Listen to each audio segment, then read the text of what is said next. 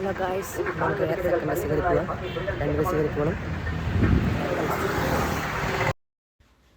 കല്യാണ പരിപാടിയാണോ? Welcome drink അത് നിർബന്ധ.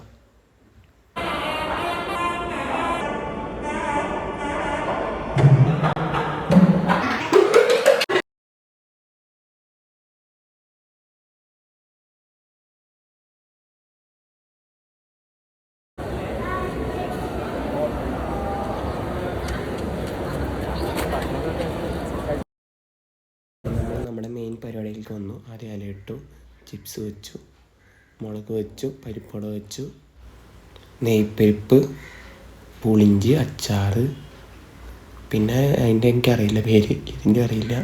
പിന്നെ ഇസ്റ്റു ഇട്ടു, പിന്നെ തോരൻ വെച്ചു, ഇസ്റ്റു വെച്ചു, ചോറിട്ടു, സാമ്പാർ വെച്ചു.